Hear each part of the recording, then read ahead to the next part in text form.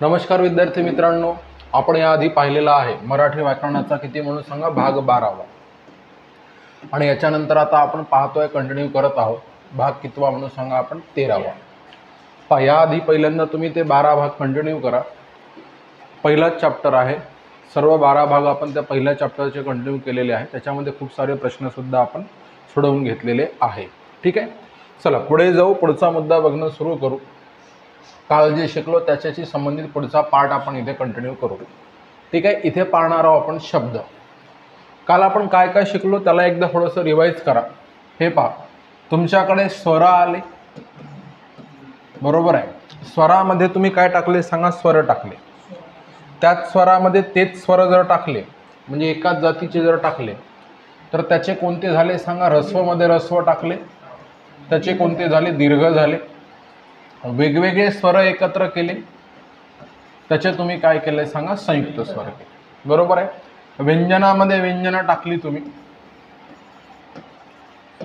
त्याचं कोण झालं सांगा, संयुक्त व्यंजन झालं होतं। कालची गोष्ट सांगतोय तुम्हाला, बरोबर आहे। आणि मग नंतर काय केलं तुम्ही, व्यंजनामध्ये स्वर टाकला, व्यंजन प्लस काय केलं सांगा, स्वर केलं, त्याचं काय तयार झालं, अक्षर तयार झालं। आणि इकडे व्यंजन प्लस प्लस केली, दोन किंवा त्यापेक्षा जास्त व्यंजने एकत्र करून शेवटी त्यांच्यामध्ये काय केलं सांगा, एक स्वर टाकला, तर तेव्हा ते कोण झालं सांगा, जोडाक्षर झालं, बरोबर आहे। पहा, नुसती व्यंजन मिसळली, संयुक्त व्यंजन झालं।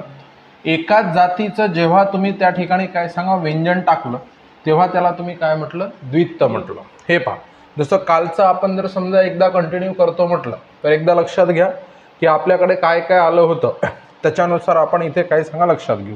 तरी पहिल्यांदा पहा, दोन वेगवेगळे स्वर एकत्र केले, अ प्लस ई किंवा ई, आ प्लस ई किंवा ई, अ प्लस उ किंवा उ, नंतर आ प्लस उ किंवा उ, यांचे कोण केले सांगा, संयुक्त स्वर। लक्षात घ्या, दोन किंवा त्यापेक्षा जास्त फक्त व्यंजने एकत्र केली त्याला काय म्हटलं सांगा, संयुक्त व्यंजन असं म्हटलं। आणि त्याच्यानंतर एखाद्या व्यंजनामध्ये शेवटी स्वर मिसळला त्याला काय म्हटलं सांगा, अक्षर असं आपण म्हटलं, बरोबर आहे। लक्षात घ्या, त्याच्यानंतर दोन किंवा त्यापेक्षा जास्त व्यंजने एकत्र केली आणि शेवटी काय केला सांगा, एक स्वर टाकला आणि त्याला काय म्हटलं सांगा, आपण जोडाक्षर असं म्हटलं। दोन किंवा त्यापेक्षा जास्त व्यंजने एकत्र करून शेवटी एक स्वर टाकला त्याला जोडाक्षर असं म्हटलं। आणि मग आपण जोडाक्षर लिहिण्याच्या काय शिकलो सांगा, पद्धती शिकलो। तर हे लक्षात घ्या। आता त्याच्यानंतर पुन्हा एक कंटेंट सांगितला होता तुम्हाला, तो म्हणजे कोण सांगा, द्वित्व। एकच व्यंजन समजा दोनदा जोडल्यास, हे पहा, प ला प, क ला क, ठ ला ठ, ट ला ट, त्याला काय म्हणायचं, द्वित्व असं म्हणायचं। हे सुद्धा आपण काल काय सांगा शिकलेलो आहे। ठीक आहे, तर हे झालेलं आहे कालपर्यंत। आणि आता इथे आपण कंटिन्यू करतोय भाग 13वा, त्याच्याशी संबंधित आहे। आता आपण पाहतोय काय सांगा, शब्द। आता तुमच्याकडे काय आलेले आहे ते लक्षात घ्या। पहा, तुमच्याकडे काय आलेले आहे, काय काय तुमच्याकडे तयार आहे। तर सर तुमच्याकडे तयार आहे आता काय सांगा, अक्षरे। ठीक आहे, आता तुम्ही काय करणार आहे, याच्यापासून रचना तयार करणारच आहे, हे लक्षात घ्या। काही ना काही तुम्ही याच्यापासून काय सांगा, इनोव्हेशन बनवणार आहे। मग आता हे अक्षर आहे तुमच्याकडे, पहा लक्ष द्या। हे पहा, हे कोणतं अक्षर आहे, आपण असं कन्सिडर करू की तुमच्याकडे कोण आहे सांगा, ळ आहे। कोण आहे सांगा, ळ। मग आता पहा, अशी तुमच्याकडे अक्षरं आहे, तर इथे काय म्हणून सांगा, ळ। इकडे काय तुमच्याकडे कोण आहे सांगा, म। इथे पहा लक्षात घ्या, इथे कोण आहे सांगा, क।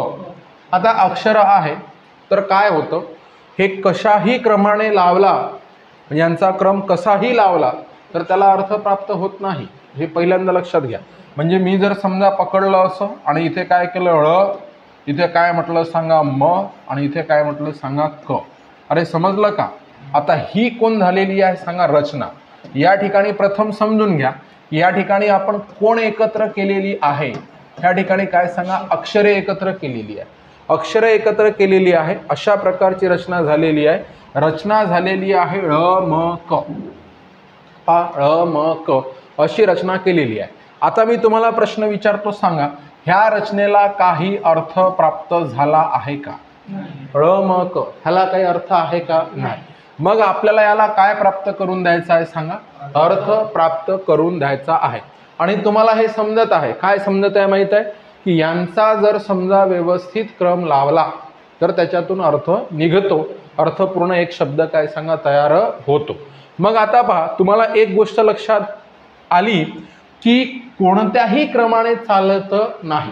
कोणत्याही क्रमाने अक्षरं जरीही आपल्याकडे असली तरी ती कोणत्याही क्रमाने काय म्हणून सांगा चालत नाही. त्यांचा विशिष्ट क्रम लावावा लागतो, तरच त्यांना अर्थ प्राप्त होतो.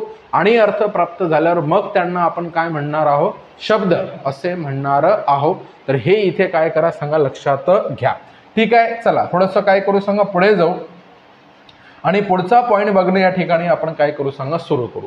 मग आता ळ म क, ह्यांना ळ म क ऐवजी इथे काय सांगा, कमळ, हे लक्षात घ्या. ह्या पद्धतीने आता मला सांगा, ह्याला अर्थ प्राप्त झाला का, तर याला अर्थ प्राप्त झाला. मग आपण काय म्हणू सांगा, हे सानुक्रम, क्रम सानुक्रम. कसा सानुक्रम, याचा अर्थ होतो सुसंगत अनुक्रमे केलेली अक्षर रचना. कारण याच्यात वापरल्या गेलेले सर्व कोण होय, अक्षर होय. सानुक्रम अक्षर रचना म्हणजे शब्द होय. आता हा वर्ड बनला पहा, सानुक्रम अक्षर रचना म्हणजे कोण होय सर, तर सानुक्रम अक्षर रचना म्हणजे शब्द होय. सानुक्रम अक्षर रचना म्हणजे शब्द होय. आता पहा, आधी आपण अक्षर काय म्हणून सांगा टॅली केलेली होती. अक्षर टॅली केली तेव्हा काय झालं होतं, त्याला अर्थ प्राप्त झाला नव्हता, ळ म क. मग हे पहा, अक्षरांच्या, कुणाच्या, अक्षरांच्या कशी मांडणी रे, सुसंगत क्रमबद्ध मांडणी. कशी बघा, सुसंगत क्रमबद्ध मांडणीला, कोणत्या मांडणीला सांगा, सुसंगत क्रमबद्ध मांडणीला रूढी किंवा परंपरेने. आता रूढी परंपरेने हा शब्द वापरण्याचं कारण तुम्हाला सांगतो की कमळाला आपण कमळच का म्हणायचं, ह्याचं उत्तर आपल्याकडे नाही. ह्याचं उत्तर काय सांगा, रूढी परंपरा. म्हणजे आपले आधी आपले काय सांगा आई वडील म्हणायचे, त्यांच्या आधी आपले आजी आजोबा म्हणायचे, त्यांचे काय सांगा आई वडील म्हणायचे. तर हे असं पहा, अक्षरांच्या सुसंगत क्रमबद्ध मांडणीला रूढी किंवा परंपरेने काही अर्थ प्राप्त होत असेल, महत्वाचा मुद्दा आहे, काय अर्थ प्राप्त झाल्यास त्याला काय म्हणतात सांगा, शब्द असे म्हणतात. म्हणजे हा कोण झाला सांगा, शब्द झाला. बरोबर आहे. पण आपण असं कन्सिडर करू की हा इथे शब्द नाही. त्याचं कारण मला सांगा की त्याला अर्थ नाही. तर लक्षात घ्या, अक्षरांच्या सुसंगत क्रमबद्ध मांडणीला रूढी परंपरेने काही अर्थ प्राप्त होत असेल तर त्याला काय सांगा, शब्द असे म्हणतात, असं लक्षात घेऊ. आता पहा, अक्षर रचना म्हणजे शब्द होय. पहिल्यांदा अक्षर रचना म्हणजे कोण होय सांगा, शब्द होय. ठीक आहे, अक्षर रचना म्हणजे शब्द होय. पण कोणती अक्षर रचना सांगा, अर्थपूर्ण. हे अर्थ नसलेली अक्षर रचना म्हणजे शब्द होय का, नाही. मग इथे पहा, डेफिनेशन, शब्द म्हणजे काय, आम्ही कुणापासून तयार करत आहोत शब्द, कुणापासून तयार करत आहोत, अक्षरापासून. पण कशी, अर्थपूर्ण अक्षर रचना म्हणजे शब्द होय. लक्षात घ्या, अर्थपूर्ण अक्षर रचना म्हणजे कोण होय, शब्द होय. अक्षरांच्या सुसंगत क्रमबद्ध मांडणीला रूढी परंपरेने काही अर्थ प्राप्त होत असेल तर त्याला काय म्हणून सांगा, शब्द असे म्हणतात. आता तुम्हाला शब्द समजला असेल. आपण जर अक्षराला अक्षर जोडलं आणि त्याला जर अर्थ प्राप्त झाला तर त्याला काय म्हणायचं, आपण शब्द असं म्हणायचं. ठीक आहे, शब्द. त्याच्यानंतर पहा, शब्द म्हणजे काय, पुढे वेगवेगळे सेंटेन्स तुम्हाला परीक्षेत आले तर त्याला तुम्हाला फॉलो करता येणं जरुरी आहे. लक्षात घ्या, पुढे आपण कसं कसं लक्षात घेऊ पहा. इथे पहा, ठराविक क्रमाने आलेल्या अक्षरांच्या समूहाला काही अर्थ प्राप्त होत असेल तरच त्याला काय सांगा, शब्द असे म्हणतात. अशा विशिष्ट क्रमाने आलेल्या रचनेला सानुक्रम रचना असेही म्हणतात. मग सानुक्रम अक्षर रचना म्हणजे कोण होय, शब्द होय. हे असं आधी सांगितलं तुम्हाला, सानुक्रम अक्षर रचना म्हणजे कोण होय, शब्द होय, असं आपण लक्षात घेऊ. शब्दाला जे लिंग, विभक्ती, वचन, आख्यात व पुरुष यानुसार जे प्रत्यय लागतात त्यांना चरम प्रत्यय असे म्हणतात. कोणतेही प्रत्यय शब्दांना लागू द्या, म्हणजे लिंगानुसार प्रत्यय लागू द्या, विभक्तीनुसार, वचनानुसार, आख्यातानुसार, पुरुषानुसार, त्यांना चरम प्रत्यय असे म्हणतात. लक्षात घ्या, शब्द हा, हे नंतर आपण पुढे शिकणार आहोत त्या त्या घटकामध्ये. शब्द हा स्वतंत्र अस्तित्व असणारा घटक आहे, म्हणजे हा दुसऱ्या कोणावरही डिपेंड नाही. हे लक्षात घ्या. जसं आपल्याला कळलं की इथे काय म्हणून सांगा, कमळ म्हटल्याबरोबर अर्थ प्राप्त झाला, आपल्याला मिनिंग तयार झालं. म्हणून याचं अस्तित्व कसं आहे सांगा, स्वतंत्र अस्तित्व असणारा एक कंटेंट आहे, असं आपण या शब्दाबद्दल काय करू सांगा, लक्षात घेऊ. हे समजून घ्या. पहा, पुढे शब्दाचा वापर वाक्यात केल्यास त्याला पद असे म्हणतात. हेही महत्त्वाचा कंटेंट आहे. पहा इथे काही व्याकरणकार काय म्हणते माहिती आहे का, शब्द म्हणजे पद होय. पहा काही व्याकरणकार काय म्हणते, शब्द म्हणजे पद होय. इथे काय म्हणून सांगा, पद म्हणजे काय होय सांगा, शब्द होय. तर हे दोन्ही गोष्टी एकच होय बा असं म्हणतात, बरोबर आहे. पण आधी आपण काय म्हटलं, शब्दांना कोणतं अस्तित्व असते म्हटलं, स्वतंत्र अस्तित्व असते. मग जेव्हा तो शब्द आपण काय सांगा वाक्यात ऍड करत असतो, वाक्यात वापरत असतो, तेव्हा त्याला पद म्हणायचं. म्हणजे हे पहा इथे हे कमळ हा कोण झाला, इथे शब्दच झाला. पण याच्यापासून जर सेंटेन्स तयार केलं की कमळ पाण्यात, कमळ पाण्यात, इथे काय म्हणून सांगा फुलते किंवा उमलते. तर आता हा कोण झाला सांगा इथे पद. शब्दाला काय म्हणतात पद. केव्हा शब्द वाक्यात वापरल्यास त्याला काय सांगा पद असे म्हटल्या जाते. तर एक एक मार्क आपण कंटिन्यू करायचा आणि काय सांगा लक्षात घ्यायचा. चला पुढे जाऊ. पुढचा पॉईंट काय म्हणून सांगा बघणं सुरू केलं. पण लक्षात घ्या, शब्दाच्या मूळ रूपाला प्रकृती, तर प्रत्यय जोडून आलेल्या रूपाला विकृती असे म्हणतात. हे कायम लक्षात ठेवा. हे पहा इथे तुम्हाला शिकवतो मी, इथे काय शिकवतो माहिती आहे का, प्रकृती असं म्हणायचं आणि इथे काय सांगा विकृती असं म्हणायचं. तर प्रकृती आणि विकृती काय आहे सर, हे आत्ता काय म्हटलं सांगा. इथे शब्द मी लिहिला होता, काय लिहिलं सांगा, कमळ, बरोबर आहे. तुम्ही एखादं पान तोडून आणलं, फूल तोडून आणलं, मी म्हटलं कशाचे फूल आहे रे, तुम्ही काय म्हणत आहे सांगा कमळाचे फूल आहे. याला प्रत्यय लागला, बरोबर आहे. लक्षात घ्या इथे काय म्हणून सांगा घोडा हा मूळ शब्द झाला. लक्षात घ्या तुला कशाची गाडी आवडते, तो काय म्हणते मला घोड्याची गाडी आवडते. अरे बरोबर आहे ना, घोड्याची, बरोबर आहे. लक्षात घ्या बाबा काय झाला सांगा मूळ शब्द झाला. बाबांनी घरी बोलवले, काय म्हणून सांगा बाबांनी, हे कोण झाला विकृती. म्हणजे शब्दात बदल झाल्यानंतर त्याला काय म्हणायचं, तर मूळ शब्द जो आहे त्याला काय म्हणायचं प्रकृती असं म्हणायचं. शब्दात बदल झाल्यावर त्याला काय म्हणायचं विकृती असं म्हणायचं. निव्वळ एखादा प्रश्न असा होऊ शकतो वाक्यामध्ये की तुम्हाला काय म्हटल्या जाते की प्रकृती ओळखा किंवा काय म्हटल्या जाते सांगा विकृती ओळखा. समजलं. मग हे काय म्हणून सांगा प्रकृती म्हटल्यानंतर हे पहा शब्दाचं जे मूळ रूप असते त्याला काय म्हणायचं प्रकृती असं म्हणायचं.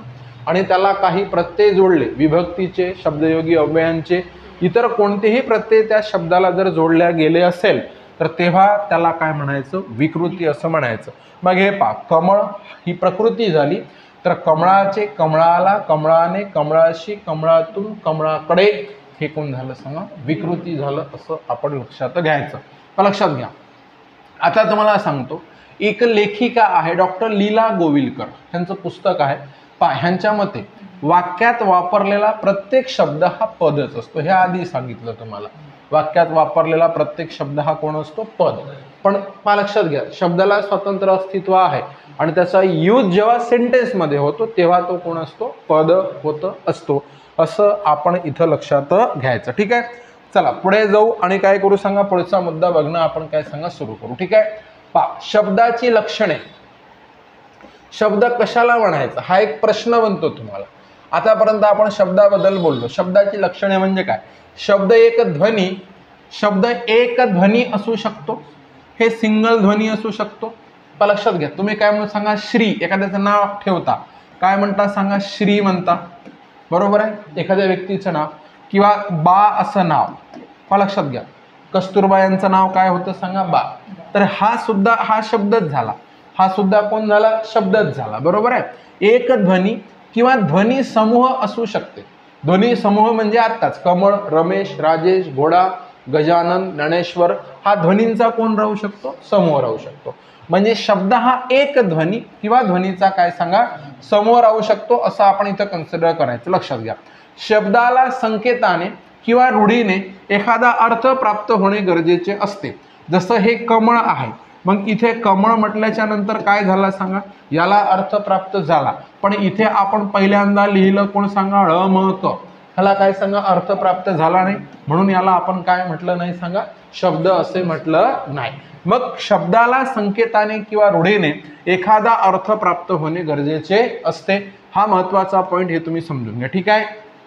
त्याचा स्वतंत्रपणे वापर करता आला पाहिजे. तो स्वतंत्र असतो, त्याला स्वातंत्र्य काय असला पाहिजे दादा त्याला स्वतंत्र असा अर्थ असणं काय म्हणून सांगा जरुरी आहे.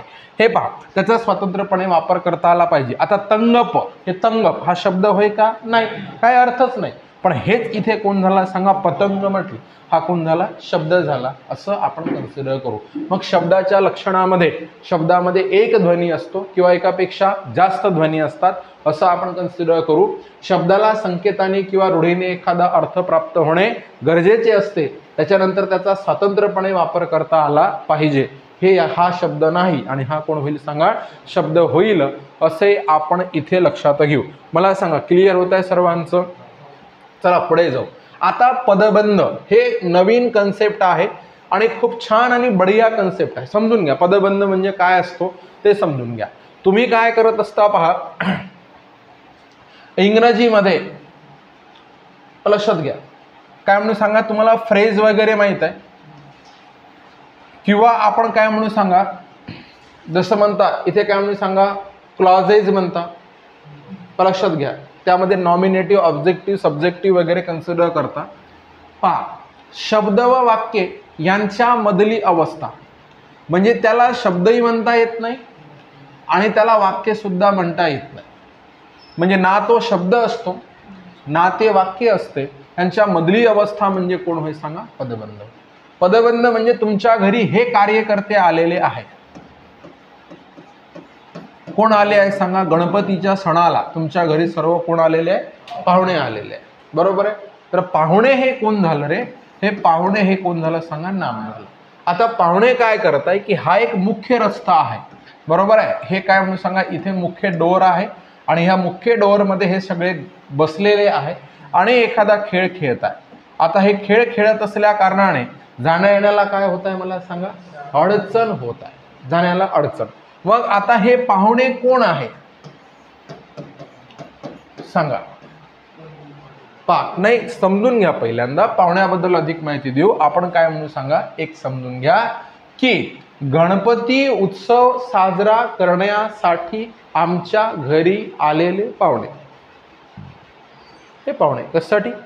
गणपती उत्सव साजरा करण्यासाठी आमच्या घरी आलेले पाहुणे. त्यातून पाहुणे बाजूला ठेवा. मग गणपती उत्सव साजरा करण्यासाठी आमच्या घरी आलेले हे वाक्य नव्हे. अरे समजलं का? हे कोण नव्हे? वाक्य नव्हे, कारण अर्थ नाही ना, तिथंच कट झाले ना ते. आणि तो कोण नाही? शब्दही नव्हे. तर ही शब्दाच्या नंतरची आणि वाक्याच्या आधीची अवस्था म्हणजे कोण होय सांगा? पदबंध होय, असं आपण गृहीत धरू. लक्षात घ्या. आता तुम्हाला सांगतो, हे लक्षात घ्या. मग इथे पदबंध म्हणजे काय? शब्द व वाक्यांच्या मधली अवस्था म्हणजे कोण होय सांगा? पदबंध होय. जेव्हा एखाद्या शब्दसमूहाची रचना विशिष्ट अर्थ व्यक्त करते तेव्हा त्याला काय सांगा? पदबंध असे म्हटल्या जाते. लक्षात घ्या. जसं आता हे पहा, जसं पाहुण्याबद्दल मी अधिक माहिती दिली तशी ह्या नवऱ्याबद्दल अधिक माहिती. कसा? गोरा गोमटा नवरा. मग आता गोरा गोमटा हे कोणाबद्दल अधिक माहिती देत आहे सांगा? नवरा या नामाबद्दल काय करताय सांगा? अधिक माहिती देत आहे. जसं आधीच्या वाक्यात मी कोणाबद्दल अधिक माहिती दिली? पाहुण्याबद्दल. आता पदबंधाचे खालील प्रकार पडतात, लक्षात घ्या. तर आता पहा, जसं तुम्हाला आता सांगितलं मी, हे पहा, आपला हे कोण सांगा? कर्ता आहे. सुटीत मौज करण्यासाठी आलेले, हे एवढं इथून सुरू झाला पदबंध, तर हे इथपर्यंत आला. आणि हे कोणाबद्दल अधिक माहिती देत आहे सांगा? पाहुण्याबद्दल. सुटीत मौज करण्यासाठी आलेले पाहुणे खोलीची मधली जागा अडवून खेळत बसले आहेत. तर हे पहा, हे कोण झालं सांगा? क्रियापद झालं. आणि खोलीची मधली जागा अडवून खेळत, कसे खेळत आहे मला सांगा? खोलीची मधली जागा अडवून खेळत बसलेले आहे. मग या वाक्यात हा एक कोणता सांगा? पदबंध झालेला आहे. आणि हा काय होत आहे रे सांगा? दुसरा पदबंध होत आहे, असं आपण लक्षात घेऊ. आता पदबंधाचे प्रकार कसे कसे पडतात ते आपण पहिल्यांदा पाहू. विशेषण पदबंध. विशेषण म्हणजे जर समजा नाम असेल, कोणतंही नाऊन असेल, नाव काय असेल सांगा? नाव. आणि नामाबद्दलची अधिक माहिती सांगणारा पदबंध म्हणजे नामाबद्दलची अधिक माहिती सांगणारा असेल तर त्याला काय म्हणतात? तर इथे लक्षात ठेवायचं, त्याला काय सांगा? विशेषण पदबंध असे म्हटल्या जाते. विशेषण पदबंध. नामाची अधिक माहिती सांगणारा शब्दसमूह म्हणजे कोण होय सांगा? विशेषण पद. आता सांगितलं होतं की पाहुणे हे कोण आहे म्हटलं होतं तुम्हाला? नाम आहे. आणि या पाहुण्याबद्दल अधिक माहिती कोण देत आहे मला सांगा? सुटीत मौज करण्यासाठी आलेले. मग सुटीत मौज करण्यासाठी आलेले हा कोणता पदबंध झाला मला सांगा? विशेषण पदबंध झाला. विशेषण पदबंध लक्षात घ्या. आता काय म्हणून सांगा, इथे चौथ्या वर्गात शिकत असलेला श्याम, हे पहा हे कोण आहे सांगा? नाम. अरे समजलं ना, श्याम हे नाव आहे. आणि इथे मी काय बोलत आहोत सांगा? चौथ्या वर्गात. अरे बरोबर आहे ना, शिकत, चौथ्या वर्गात शिकत असलेला कोण सांगा? श्याम. तर हे चौथ्या वर्गात शिकत असलेला हे कोणाबद्दल अधिक माहिती देत आहे? श्याम बद्दल. पाचव्या वर्गात शिकणारी राधा. मग पाचव्या वर्गात शिकणारी हे कोणता पदबंध झाला? विशेषण पदबंध. लक्षात घ्या. दशरथाचा मोठा मुलगा राम, तर राम बद्दल अधिक माहिती. दशरथाचा मोठा मुलगा, तर तो सुद्धा कोणता होईल सांगा? विशेषण पदबंध होईल. तर असं या ठिकाणी आपण लक्षात घ्यायचं. म्हणजे हा शब्दसमूह, एखादा शब्दसमूह एखाद्या नामाबद्दल अधिक माहिती देत असेल तेव्हा तो कोण होतो? विशेषण पदबंध होत असतो. आणि नंतर जर समजा तो झाला विशेषण पदबंध. आता त्याच्यात जर समजा आपण काय केलं, नावून समजा ऍड केलं, म्हणजे त्याच्यामध्ये नाम काय करून टाकलं सांगा? प्लस करून टाकलं. अरे समजत आहे का? ज्या नामाबद्दल अधिक माहिती देत आहे ते नाम जर त्याच्यात ऍड केलं तर काय होते पहा? विशेषण शब्दसमूह आणि कोण सांगा? नाम. अशा दोन्ही गोष्टी जर एकत्र घेतल्या मग सुटीत मौज करण्यासाठी आलेले हे कोण होय एवढं सांगा मला? हे कोण होय? हे विशेषण पदबंध. आधी शिकलो त्याप्रमाणे हे कोण होय सांगा? विशेषण पदबंध होय. आणि प्लस ते ज्या नामाबद्दल अधिक माहिती देत आहे ते नाम सुद्धा त्याच्यामध्ये काय करून घेतलं? आपण ऍड करून घेतलं. तर ते नाम ऍड केल्यामुळे त्याचं नाव बदलते आणि काय होते सांगा? नाम पदबंध. लक्षात घ्या, नाम पदबंध हे लक्षात घ्या. इथे मी म्हटलं माझा मोठा मुलगा, अरे बरोबर आहे ना, शिव. लक्ष द्या, माझा मोठा मुलगा शिव.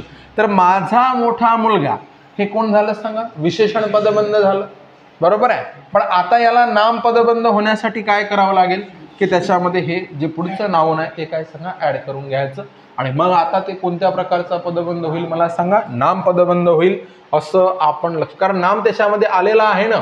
आता पहा क्रिया विशेषण पदबंध. आता क्रिया विशेषण म्हटल्यावर क्रियापदाला प्रश्न विचारायचा, केव्हा, कुठे, कसे. म्हणजे सर्व क्रियाविशेषण अव्यय या क्रियाविशेषण पदबंधामध्ये मोडतात. म्हणजे हे कोणाबद्दल अधिक माहिती देतात ते सांगायचं आहे मला तुम्हाला. वाक्यातील क्रियेबद्दल किंवा काय सांगा? क्रियापदाबद्दल अधिक माहिती देतात. कोणाबद्दल? क्रियापदाबद्दल. पहा इथे काय म्हणून सांगा? क्रियापद त्या वाक्यात कोणतं आहे? आधीच्या क्रियापद रे. कोणतं क्रियापद आहे सांगा? खेळत बसले आहेत. खेळत बसले आहेत हे कोण सांगा? क्रियापद. क्रिया कोणती सुरू आहे सांगा? चटचट क्रिया कोणती सुरू आहे सांगा? खेळण्याची.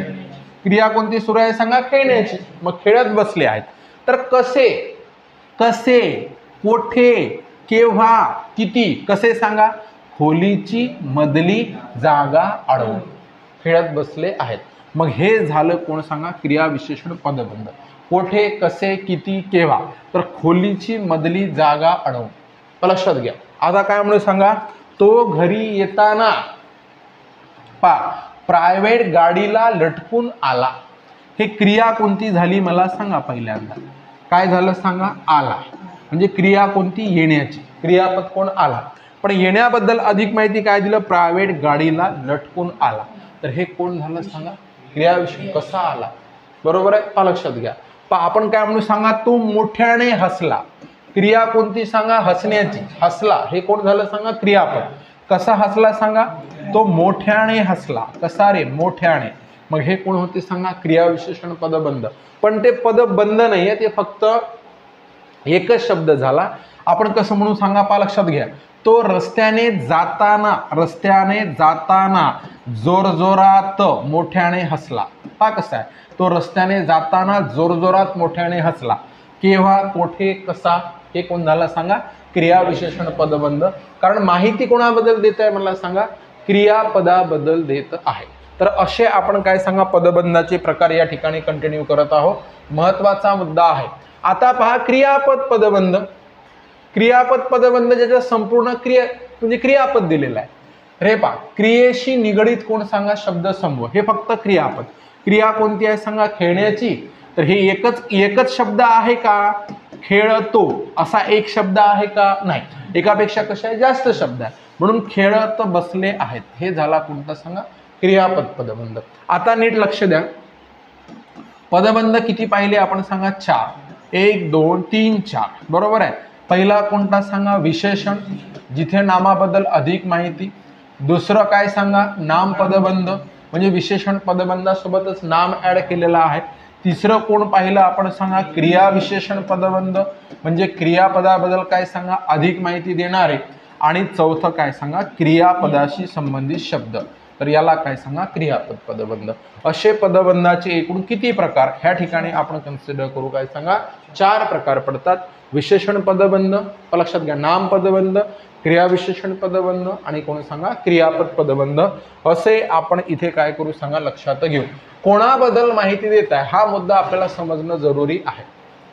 ठीक आहे, तर इथे आपण शिकलो तो कंटेंट म्हणजे कोणता शिकलेलो आहे सर, तर ह्या ठिकाणी काय शिकलो आहे आपण सांगा पदबंध हा मुद्दा काय म्हणून सांगा इथे आपण शिकलेलो आहे. तर हे तुम्ही इथे काय सांगा लक्षात घ्या. ठीक आहे, चला थोडंसं पुढे जाऊ आणि पुढचा मुद्दा आपण काय सांगा बघणं सुरू करू.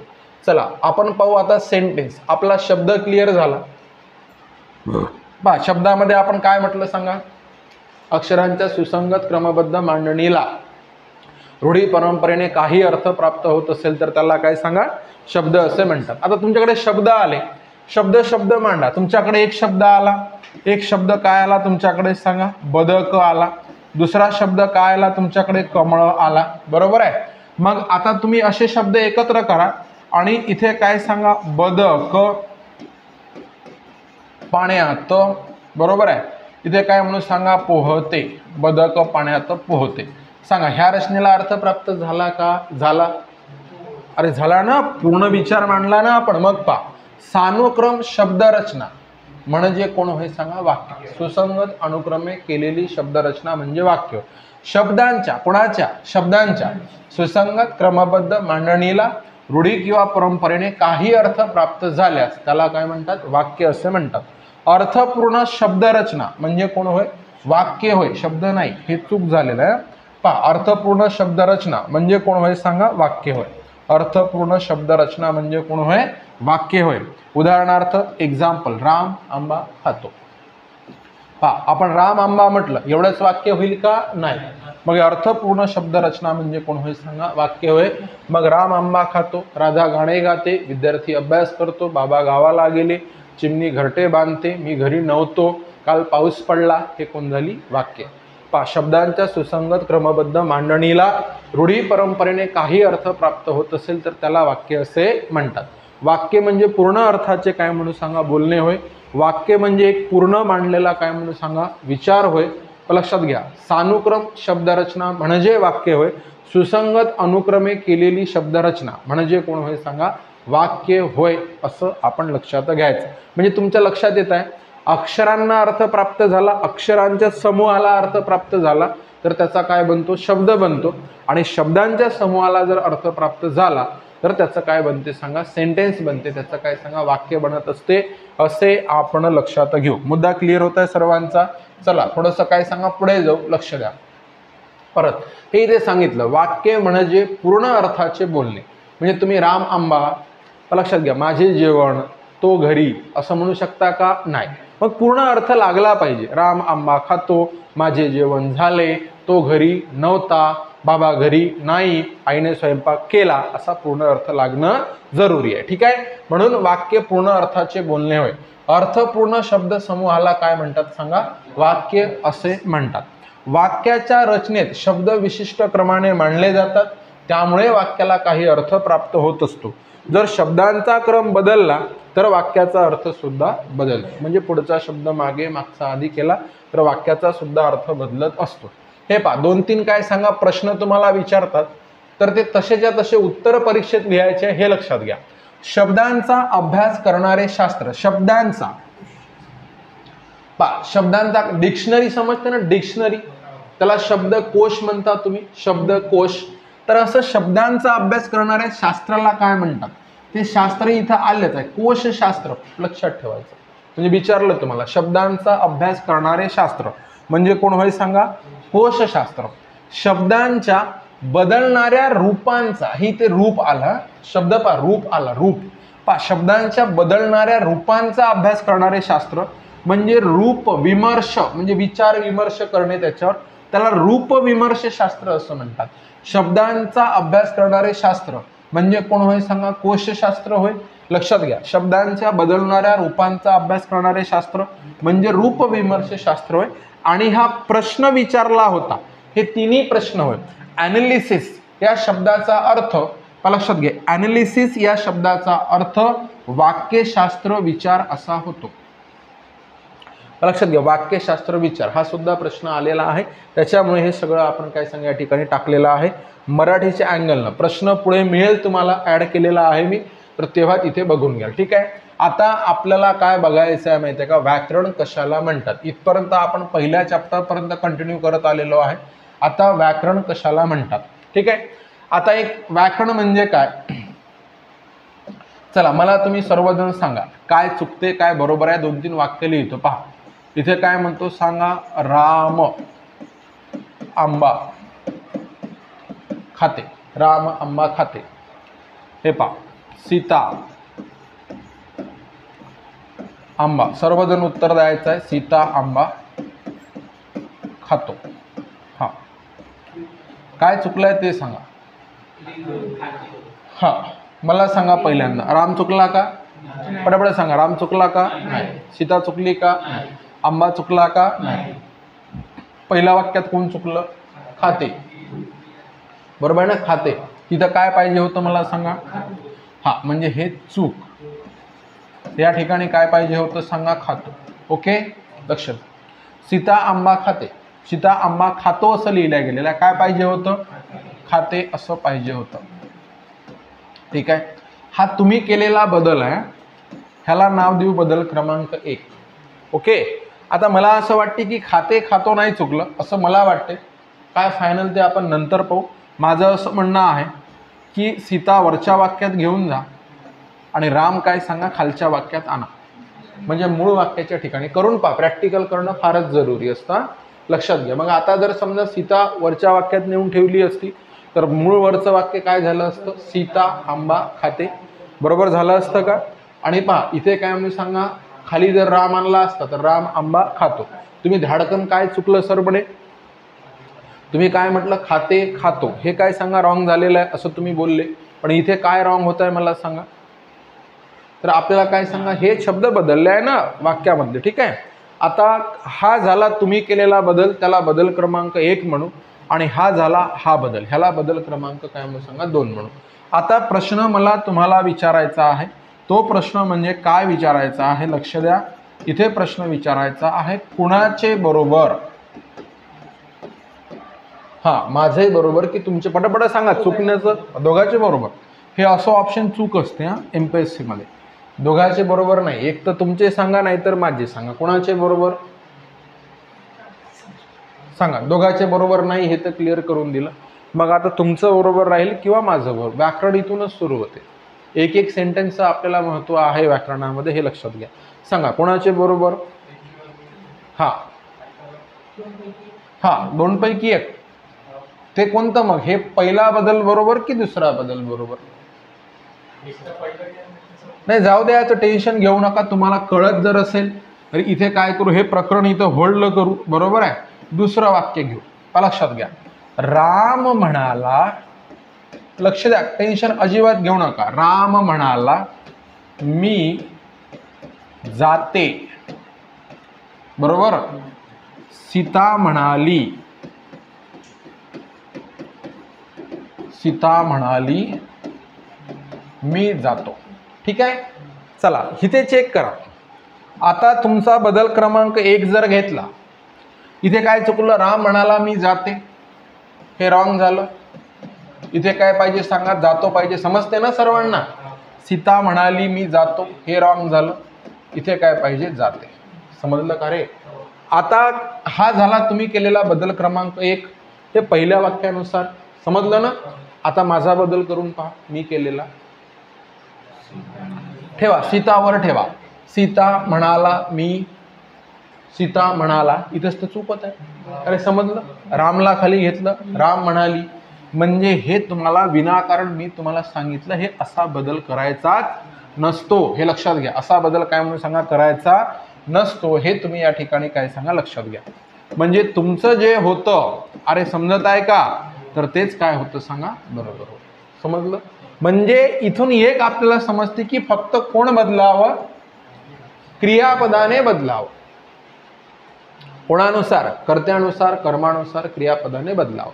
खूप सारे नियम आहे. मग नियम तुम्हाला सांगितले जाते. आता व्याकरण म्हणजे हेच नियम आहे.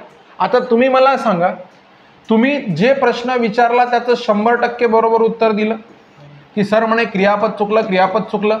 अरे बरोबर आहे ना, मी तर तुम्हाला करून दाखवलं, कर्ताही बदलला तरीही वाक्य बरोबर येऊ शकते. अरे बरोबर आहे ना. तुम्ही म्हणे सर क्रियापदच चुकलं. आता तुम्ही याचं उत्तर 100% बरोबर दिलं, त्याचं मला कारण सांगा, पटपट सांगा. कारण काय, आम्ही अभ्यास केला आहे म्हणा, आम्हाला करेक्ट माहित होतं. आता तुम्हाला सांगतो, हे लक्षात घ्या. तर हे त्याचं कारण काय तुमचं माहित आहे का, मातृभाषा. अरे बरोबर आहे ना, आपण तसं बोलत नाही, बरोबर आहे. एखादा जर मुलगा असेल, तुम्हाला म्हणत असेल येते रे मी, सांगते तुला, तुला मी फोन करते रे.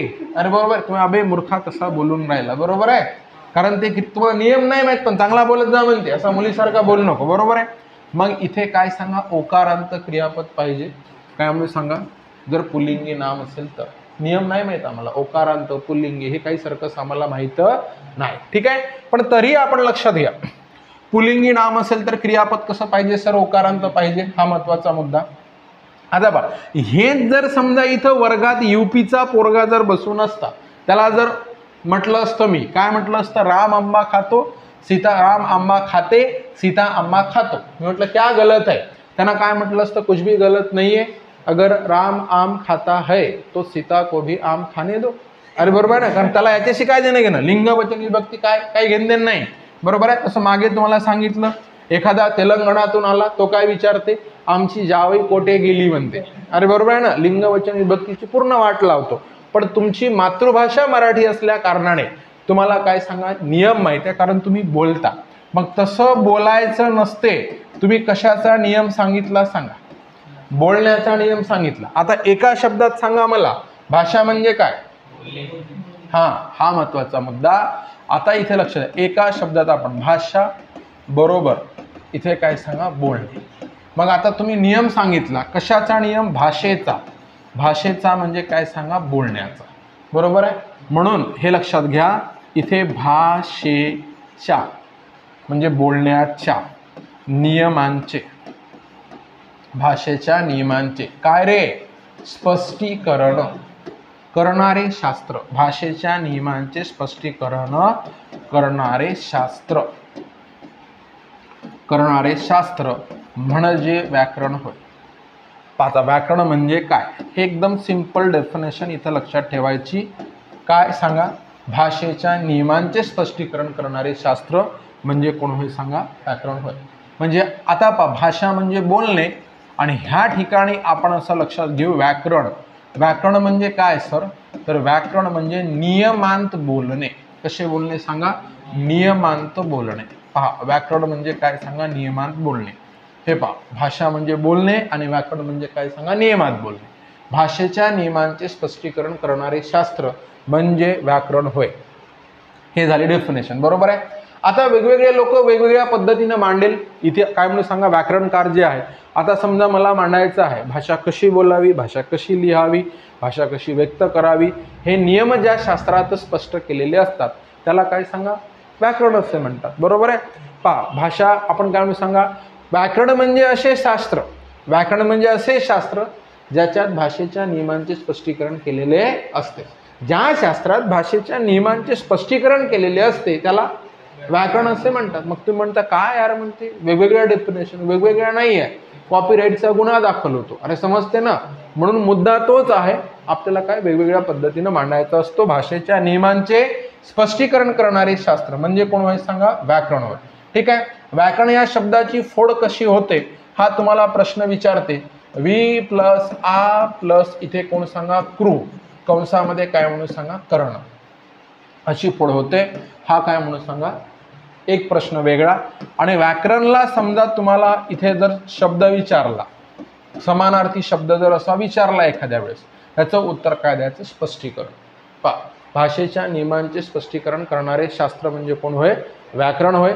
व्याकरण या शब्दाची फोड कशी होते सर, वी प्लस आ प्लस कृ म्हणजे कर्ण, लक्षात घ्या. आणि समानार्थी शब्द वगैरे विचारला त्याचं उत्तर काय द्यायचं सांगा, स्पष्टीकरण, असं तिथे आन्सर द्यायचं व्याकरण या शब्दाला. भाषा कशी असावी ह्याचे स्पष्टीकरण करणारे काही नियम ठरवण्यात आलेले आहेत. यावरून भाषेचे स्पष्टीकरण करणाऱ्या शास्त्राला किंवा भाषा शुद्ध करणाऱ्या शास्त्राला काय म्हणतात सांगा, व्याकरण असे म्हणतात, असं आपण लक्षात घेऊ. आयोगाने घेतलेल्या परीक्षेत व्याकरणाची व्याख्या हे अशी दिलेली आहे, भाषेचे स्पष्टीकरण करणारे शास्त्र. मी तेच सांगितलं तुम्हाला, भाषेचे स्पष्टीकरण करणारे शास्त्र म्हणजे व्याकरण. बऱ्याच वर्ग 3च्या परीक्षेत भाषा शुद्ध करणारे शास्त्र अशी सुद्धा व्याकरणाची व्याख्या दिलेली आहे. नो प्रॉब्लेम, म्हणजे अशी चुकीची व्याख्या न देता, जसं आता म्हटलं ना, राम आंबा खाते, सीता आंबा खातो, हे चूक आहे ना, मग ते काढून टाकून त्याला काय शुद्ध केल्या जात आहे. म्हणून भाषा शुद्ध करणारे शास्त्र हे सुद्धा कोण होय सांगा, व्याकरण होय. नंतरचा एक प्रश्न परत लक्षात घ्या, व्याकरणाला शब्दानुशासन म्हणजे शब्दांना अनुशासन लावणे, म्हणजे शब्दांना काय लावणे सर, शब्दांना नियमात बसवणे. भाषेच्या नियमांचे स्पष्टीकरण करणारे शास्त्र आपण काय म्हटलं, व्याकरण. मग व्याकरणाला शब्दानुशासन असेही म्हणतात. आणि असं म्हणणारा कोण होय, महर्षी पतंजली. तर हे लक्षात ठेवा, कोणी म्हटले म्हणते शब्दानुशासन, कोणी म्हटले तर महर्षी पतंजली. व्याकरणाला शब्दानुशासन असे कोणी म्हटले, ह्याचं उत्तर देऊ आपण, कोण सांगा, महर्षी पतंजली. आता बा तुम्हाला सांगतो, भाषेचे लेखी रूप हे त्या काळातील व प्रदेशातील दळणवळण व संवादाचे साधन असते.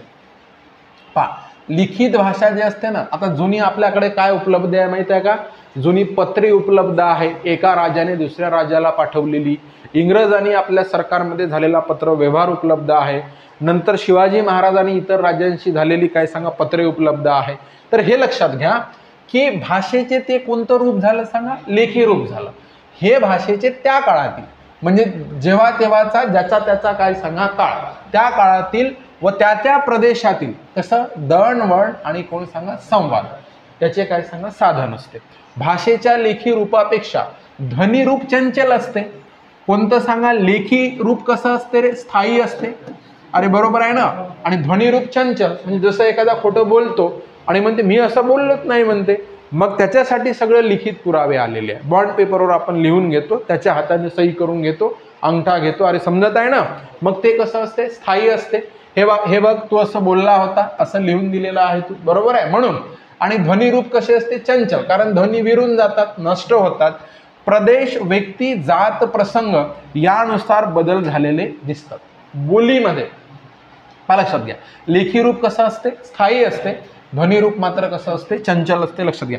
मराठी व्याकरणाचा विचार कुठून घेतलेला आहे, सुरुवातीला सांगितलं इंग्रजी आणि कोण सांगा संस्कृत. कारण लिहिणारे हे सगळे कोणाचे पंडित आहे, संस्कृतचे पंडित आहे. मराठीची जननी सुद्धा कोण होय सांगा, संस्कृत होय. आणि राज्य कोणाचं होतं सांगा, इंग्रजांचं. म्हणून हे इंग्रजी व संस्कृत या भाषांच्या व्याकरणाच्या आधारे सुरू झाला. मराठी व्याकरणाचा विचार कोणत्या भाषांच्या आधारे सुरू झाला, इंग्रजी आणि काय म्हणून सांगा संस्कृत या भाषांच्या आधारे हा विचार सुरू झालेला होता, असं आपण लक्षात घेऊ. हे तुम्ही समजून घ्या. व्याकरणातून वाक्यातील शब्दांचा परस्पर संबंध सांगितला जातो असं आपण गृहीत धरू. म्हणजे काय म्हणून सांगा, जे वाक्यात वर्ड आहे, जसं आता तुम्ही म्हटलं होतं की ते चुकलं सर, काय चुकलं, क्रियापद चुकलं. राम आंबा खाते म्हटलं की खाते चुकलं, कारण काय नाही लागत आहे, रिलेशन नाही लागत आहे, बरोबर आहे. सीता आंबा खातो म्हटलं तर खातो चुकलं, बरोबर आहे. तर अशा प्रकारे व्याकरणातून वाक्यातील शब्दांचा परस्पर संबंध या ठिकाणी काय म्हणून सांगा सांगितला जातो, असे आपण लक्षात घेऊ. चला, आतापर्यंत आपण जो कंटेंट बघत आलो तर त्याच्यावरचे काय सांगा काही प्रश्न या ठिकाणी आपण काय सांगा पाहणं सुरू करू. ठीक आहे, चला लक्ष द्या प्रत्येकानं. योग्य विधाने ओळखा म्हणते. योग्य, तोंडावाटे निघणारे मूलध्वनी म्हणजे वर्ण होय, योग्य आहे. सांगितलं होतं तुम्हाला, ध्वनीला चिन्ह किंवा खुण स्वरूपात लिहिल्यात त्याचं अक्षर बनते, हे सुद्धा काय सांगा योग्य.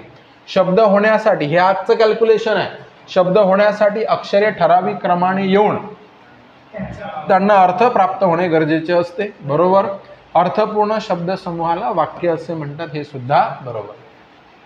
सगळे बरोबर, अ ब क ड सर्वच्या सर्व बरोबर असं आपण लक्षात घेऊ. ठीक आहे. व्याकरण म्हणजे रिकामी जागा होय. भाषेचे स्पष्टीकरण करणारे शास्त्र म्हणजे कोणाला सांगा, व्याकरण होय. ठीक आहे. नेक्स्ट पहा, शब्दांच्या समुच्चयाने, शब्दांचा समुच्चय म्हणजे शब्द काय करणे, एकत्र करणे. डोक्यात आपल्या प्रकाश पडणं तेव्हाच जरुरी आहे. शब्दांचा समुच्चय म्हटलं की त्याला आपण वाक्य म्हणणार आहोत, पण केव्हा म्हणणार आहोत, जर त्याला अर्थ प्राप्त होत असेल तरच काय म्हणणार आहोत, वाक्य म्हणणार आहोत, अन्यथा म्हणणार नाही. ठीक आहे. मग आता पहा, शब्दांच्या समुच्चयाने एक विचार पूर्ण व्यक्त होतो, त्याला व्याकरणात काय म्हणतात, काय म्हणतात, वाक्य असे म्हणतात.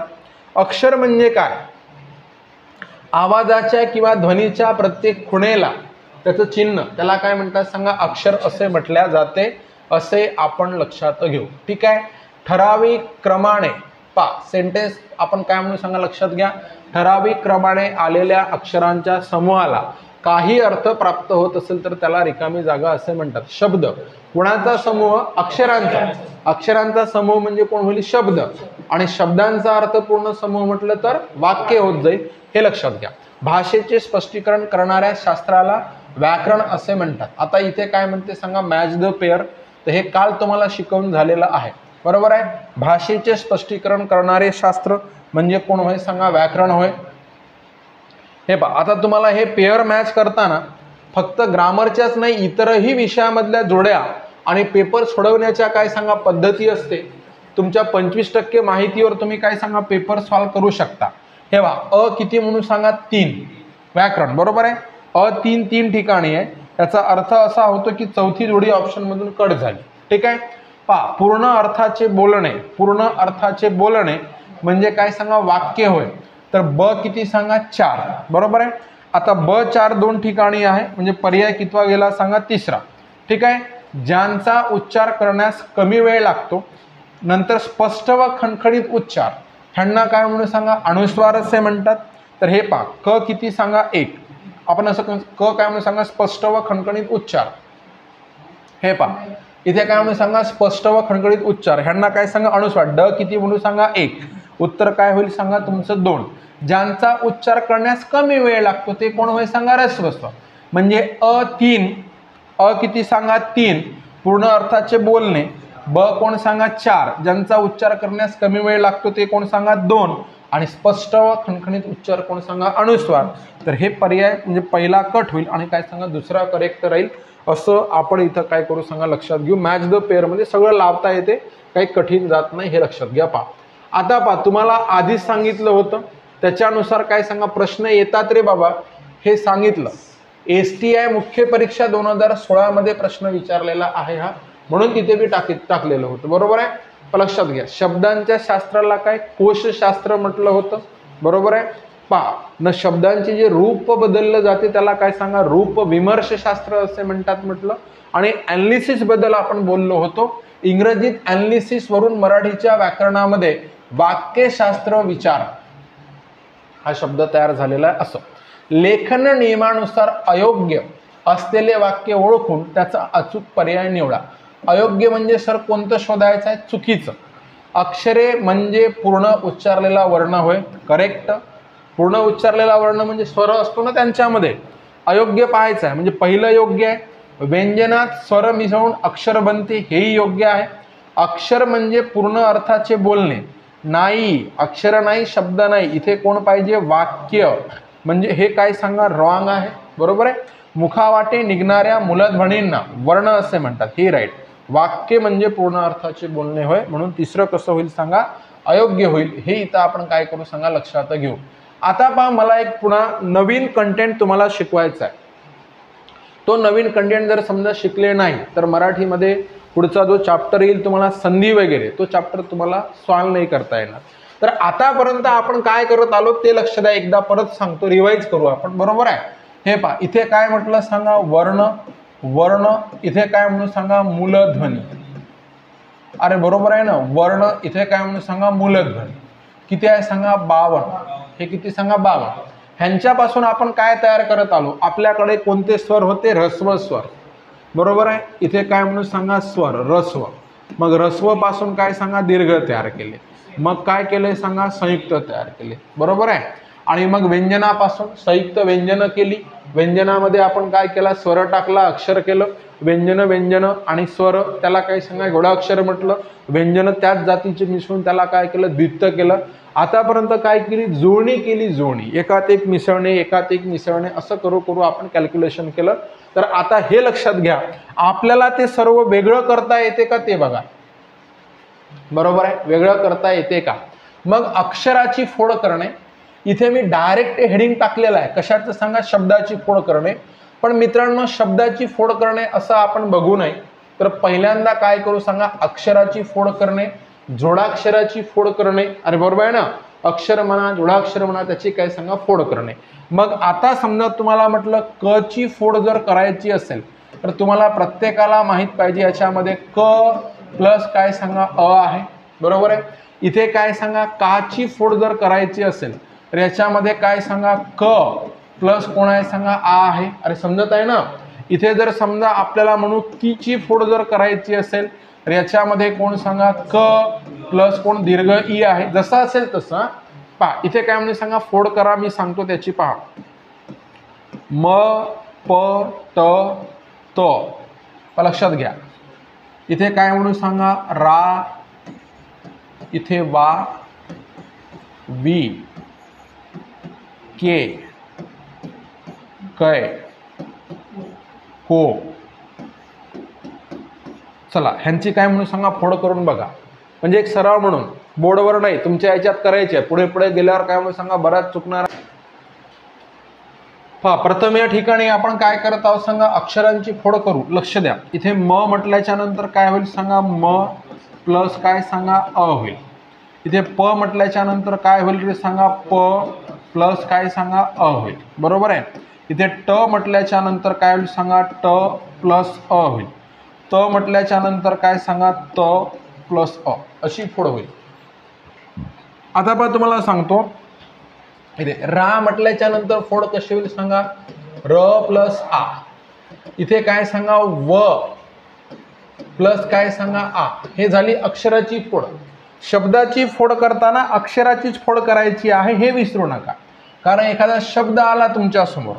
आता तुमच्या समोर काय शब्द आला सर, हे पहा शब्द आला, काय शब्द आला सांगा वारा, अरे समजलं का वारा, आणि काय म्हणे फोड करा. सिंपल. आपण व ची फोड काय केली व प्लस आ, मग इथे काय होईल व प्लस आ आणि प्लस काय सांगा र प्लस आ, झाली वारा. समजलं. याच्यात वर्ण किती असा प्रश्न विचारते 4, याच्यात 2 याच्यात 2 4 वर्ण. मूलध्वनी किती असा प्रश्न विचारते, किती सांगा 4. तर असा मोठा शब्द विचारते. पण प्रत्येक आपल्याला पूर्ण शब्दाची जर फोड करता येत नसेल तर कुणाकुणाची करायची, अक्षराची करायची. जोडाक्षर फोडता आली पाहिजे आपल्याला, अनुस्वार विसर्ग कसे द्यायचे ते आपल्याला काय सांगा समजलं पाहिजे. तर हे लक्षात घ्या. इथे वी म्हटला, आता काय होईल सांगा फोड व प्लस ई. इथे क के म्हटलाय, क प्लस कोण सांगा ए. कै म्हटलं आहे तर क प्लस कोण सांगा अय. इथे को म्हटलाय क प्लस ओ. इथे ट म्हटलाय तर ट प्लस कोण सांगा औ. समजत आहे का प्रत्येकाला. तर अशी काय होईल सांगा त्याची फोड होईल. तर हे आपण इथे काय करू सांगा लक्षात घेऊ, ठीक आहे. पहा आता शब्दाची फोड करणे, ह्या ठिकाणी तुम्हाला काय सांगा शब्द दिलेले आहेत. तर ह्या ठिकाणी आता तुम्हाला काय म्हणून सांगा बरेच शब्द दिलेले आहेत, हे लक्षात घ्या. तर हे सर्व शब्द आपल्याला काय सांगा कशी कशी फोड होते ते सर्वच्या सर्व या ठिकाणी काय सांगा बघायचे आहे. चला पहिल्यांदा आता तुम्हाला सांगतो की चला लक्ष द्या प्रत्येकाने, यांची फोड करून बघा. चला ड्रायव्हर.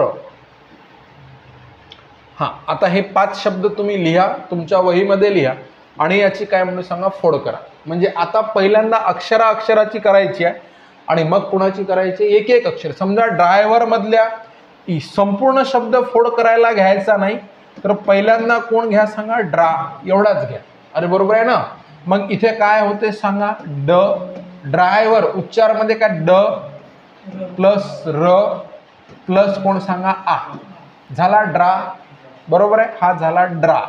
य वर, मग इथे कोण सांगा य प्लस अ. व्हर मध्ये कोण सांगा व प्लस ह, अरे बरोबर आहे ना, प्लस कोण सांगा अ, हे पहा तुमचा काय सांगा ड्राय व्ह, इथे काय सांगा र प्लस कोण सांगा अ, हे एका लाईन मध्ये लिहा ड्राय व्ह र. समजलं का? फोड कशा कशाची करता, अक्षराचीच करता, पण शब्द फोडता येणं परीक्षेसाठी जरुरी आहे. कारण का बरं जरुरी आहे तर हे इथं लक्ष द्या. तुम्हाला तात्काळ तुम्हाला प्रश्न दाखवतो मी, तर हे लक्षात घ्या. इथं तुम्हाला प्रश्न ऍड केलेले आहे मी, तर हे दिसत आहे इथे धृतराष्ट्र फोड करा. अरे समजत आहे ना? हे पहा बऱ्याच जागी हे इथं दिसत आहे तुम्हाला अमृतध्वनी फोड करा, कृष्णार्पण फोड करा. समजत आहे का काय म्हणत आहे? हे पहा इथे काय म्हणते सांगा वृद्धादेश, काय म्हणते सांगा फोड करा. इकडे पहा काय म्हणत आहे सांगा वाघविहार फोड करा. समजत आहे का? तर त्याच्यासाठी आपल्याला त्या शब्दांची फोड करता येणं काय सांगा जरुरी आहे. ठीक आहे, चला करून बघा. या 5 शब्दांची फोड करा.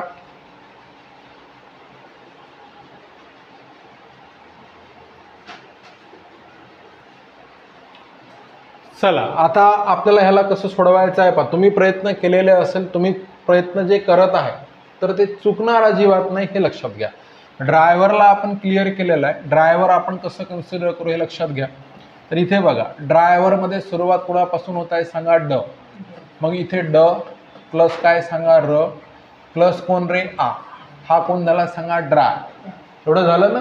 पूर्ण शब्द डोक्यात घ्यायचाच नाही, आधीच सांगितलं अक्षरांची फोड डोक्यात घ्या. ड्रा य, मग य म्हटल्यानंतर कोण सांगा य प्लस अ म्हणजे ड्राय. व्हर म्हटल्यानंतर कोण कोण दिसत आहे, व दिसत आहे, नंतर ह दिसत आहे, नंतर कोण सांगा पूर्ण करण्यासाठी अ प्लस कोण सांगा इथे र प्लस कोण सांगा अ, झाला ओके. कोण सांगा ड्रायव्हर. शिल्पकार हा सुद्धा शब्द तसाच लक्षात घेऊ. इथे शिल्पकारची सुरुवात श पासून होत आहे, याच्यामध्ये कोण सांगा रस्व ई, झाला शी, बरोबर आहे. आता शिल्प, तर इथे कोण सांगा ल प्लस प प्लस कोण सांगा अ, शिल्प. कार म्हणत असताना काय करणार आहोत आपण मला सांगा इथे की क प्लस कोण सांगा आ प्लस र प्लस अ, का र. हे पहा 4 वेगवेगळे अक्षर आलेली आहेत त्याच्यामध्ये. मग इथे पहा हे इथपर्यंत कोण झाला शिल्प का र. ओके आहे सगळ्यांना? पहा लक्षात घ्या. आता इथे काय म्हणत आहे सांगा तुम्हाला प्रावीण्य. अरे समजत आहे का? प्रावीण्य. मग प्रावीण्य म्हणताना तुम्ही पहिल्यांदा काय करणार आहे प, प्रा म्हणजे काय सांगा र प्लस कोण सांगा आ, प्रावीण्य. काय म्हणून सांगा व प्लस कोणती ई सांगा दीर्घ, नंतर काय सांगा न, पुढे काय रे य प्लस कोण सांगा अ. ठीक आहे, प्रावीण्य. समजत आहे का? मग इथे प्रा कुठपर्यंत झालेला आहे सर? तर हे पहा हे कोण सांगा प्रावीण्य. समजलं प्रत्येकाला? प्रावीण्य ह्या पद्धतीनं. त्याच्यानंतर पहा आपण काय कन्सिडर करू भक्ष. आता इथे काय सांगा भ प्लस अ, हा झाला भ. लक्षात घ्या क्ष म्हणत असताना काय होत आहे तर क्षच्या फोडमध्ये येते क प्लस कोण सांगा श, बरोबर आहे, प्लस कोण सांगा य, अरे बरोबर आहे ना, आणि शेवटी कोण सांगा अ. तर हे इथे थोडासा फरक पडतो. कारण ह्या क्षची फोड तुम्ही कशी करता माहिती आहे तुम्हाला? तर हे अशी करता क प्लस श. तर ही तिथे काय सांगा फोड आपण कन्सिडर करू. ठीक आहे. कार्य कशी फोड होईल मला सांगा क प्लस कोण सांगा आ का. आता तुम्हाला सांगितलं तर रफार ज्याच्या कार्य, कार्य म्हणता येत नसे कार्य करा, तर हे कोण सांगा र प्लस कोण सांगा य आणि प्लस कोण सांगा अ. मग हे इथपर्यंत आपलं वाचून होईल. लक्ष द्या प्रत्येकानं. कोण सांगा कार्य, कार्य. समजलं प्रत्येकाला? तर अशा प्रकारे तुमची या सर्व शब्दांची काय होणं जरुरी आहे सांगा फोड होणं जरुरी आहे. समजत आहे प्रत्येकाला? ह्याच्यामध्ये अनुस्वार कसा घ्यायचा, रफार कसा घ्यायचा, त्याच्यानंतर आपण काय म्हणून सांगा त्याला विसर्ग कसा लिहायचा, आणि ऱ्हस्व दीर्घाच्या चुका अजिबात करायच्या नाही. प्रावीण्य म्हणत असताना इथे हा कसा दिला आहे सांगा दीर्घ दिलेला आहे, म्हणून हे इथं दीर्घच असणं जरुरी आहे. घाईघाईमध्ये इथे फक्त हा ऱ्हस्व वापरला जातो. समजलं का? आणि मग आपण त्याला ओके करून टाकतो आणि मग तो चुकतो आपला. हे लक्षात घ्या. एवढं बारीक बारीक तिथे बघायचं. ठीक आहे. बाकी आपण उद्याला बघू.